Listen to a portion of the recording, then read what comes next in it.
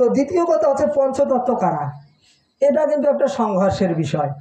আমরা এই যে সবাই গেয়ে আসতেছি সেই পঞ্চতত্ত্বটা কি, যে জয় শ্রী কৃষ্ণ চৈতন্য প্রভু নিত্যানন্দ শ্রী অদ্বৈত গদাধর শ্রীবাস আদি গৌর ভক্তবৃন্দ।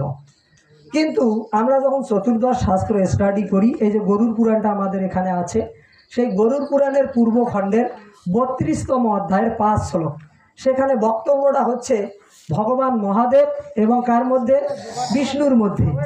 তো এই ভগবান শিব বিষ্ণুকে জিজ্ঞাসা করলো যে হে ভগবান, কলিযুগের মানুষ কিভাবে মুক্তি লাভ করবে। তিনি বলছে যে হে নারায়ণ, কলিতে আমার কি আছে, 5টা রূপ আছে। এই পঞ্চতত্ত্বের যদি কেহ পূজা করে থাকে তাহলেই তারা কলিযুগের কেলেশ থেকে কিভাবে মুক্তি লাভ করবে। তো বলছে তোমার সেই 5টা কি কি। তিনি বলছে যে বাসুদেব স্বরূপে ন তথা শঙ্কর শনে নচ তথা প্রদুপায় অনিরুদ্ধে নচ স্থিত। তিনি বলছেন যে আমার 5টা রূপ কি কি হচ্ছে, বাসুদেব, শঙ্কর্ষণ, অনিরুদ্ধ, প্রদ্যুম্ন আর হচ্ছে নারায়ণ।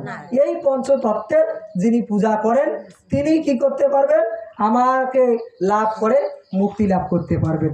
আর এই যে পঞ্চতত্ত্ব, এই পঞ্চতত্ত্বটা কিন্তু 1600 শতকে এই চৈতন্য দেবের যে অনুসারী কৃষ্ণদাস কবিরাজ আদি যে কবিগণ রয়েছেন তারা রচনা করেছেন। তো কবিদের আচরিত ধর্ম কখনো ধর্ম হতে পারে না, কবির বচন ধর্ম নয়। তবে চৈতন্যদেবকে আমি খাটো করে দেখছি না, তিনি যখন একজন আমাদের সমাজ সংস্কারক, জাগরণের অন্যতম নেতা, তিনি আমাদের সনাতন ধর্মকে ধর্মান্তরের হাত থেকে রক্ষা করেছিলেন। এজন্য আমি শতকোটি প্রণাম জানাই সেই চৈতন্যদেবের উদ্দেশ্যে। আমরা ওনার উদ্দেশ্যে একটু জয়ধ্বনি দেব, জয় জয় চৈতন্যদেবের পিতা আনন্দে হরি হরি বল।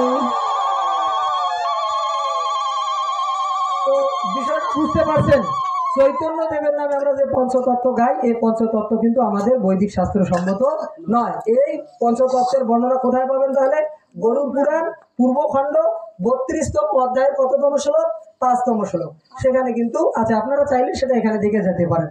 আর এরকম যদি আপনাদের কোথাও শাস্ত্রীয় রেফারেন্স থেকে থাকে সেটা সাবমিট করবেন।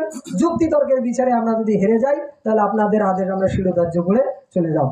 এই হচ্ছে আমাদের পঞ্চতত্ত্ব। এবং ভাগবতেও এই পঞ্চতত্ত্বের বর্ণনা পাওয়া যায়।